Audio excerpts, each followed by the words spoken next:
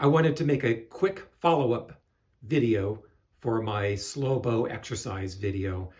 I'm sure a lot of viewers noticed that my bow looks very crooked in that video. You can see that it really looks very crooked. One viewer even commented on this and suggested practicing in front of a mirror to correct this. I 100% agree with practicing in front of a mirror, and that's a great suggestion. In fact, here is the big mirror that I sit in front of pretty much every day when I practice to check out my playing. And I was sitting in front of this when I made the video.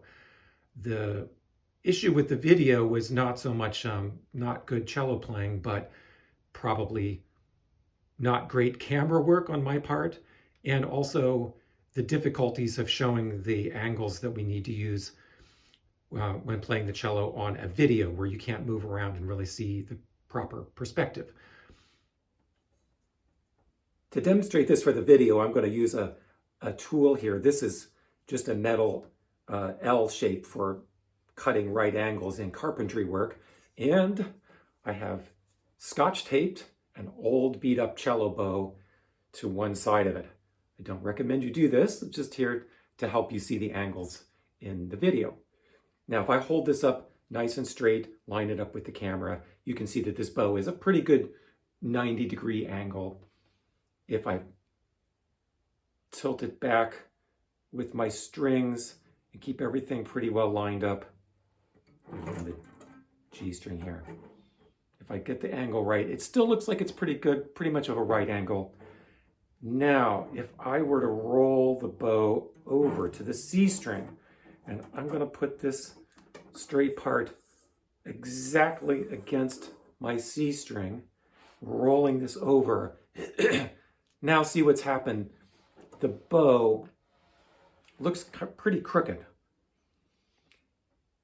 If I were to roll this over and roll it over, go to the A string, I'm winding this up, putting this right up against my A string. Now you see the bow is looking crooked this way. So it's a matter of rolling with the shape of the bridge, puts this at a strange angle, especially when you're looking at it from one set angle like the camera.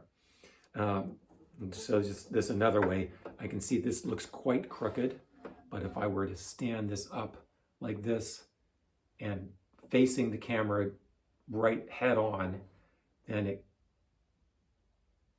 you could start to see that it is actually at the proper angle. So how do we actually know if our bow is really straight? Well, one thing, it's important to follow the shape of your bridge. In fact, if you put your bow underneath the strings, you want to do this carefully, and really right up against the bridge, you can get kind of a good idea of what the proper angles will be. You can also roll the bow with the hair literally on top of the bridge, and you can roll it across, keeping one hair, the same hair, on the bridge as you go. And I would do this in different parts of the bow because it's going to feel much more exaggerated at the tip. It's going to feel exaggerated to your arm.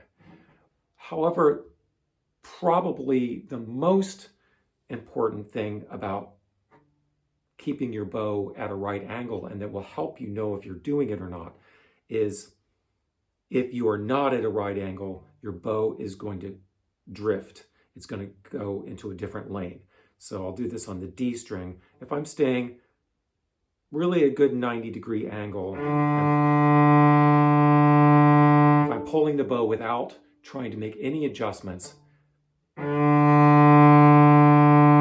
at a good angle, it should stay right at the same place. If I were to make it a little crooked this way, so tip going up without trying to do anything, you can see the bow drifts away from the bridge. If I make the tip down, this is something that was pointed out to me by a really excellent cello teacher named Richard Aaron, who worked with some of my students in a master class many, many years ago. And this idea really stuck with me. So, by the way, if you go the other direction with your bow, or the So if you're watching in front of a mirror, you're watching your bow, and your bow is not staying in one contact point, then it's probably not straight. So these are some things that you can do to help watch to straighten out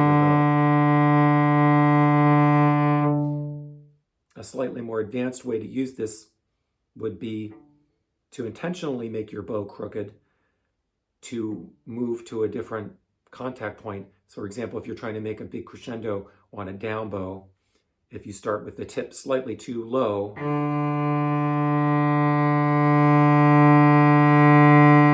and then straighten the bow out when you get where you want to be, that's one way to move the bow around where you want. I hope this video has been helpful to understand bow angles and the importance of them. Please let me know if you have any questions in the comments, and keep practicing.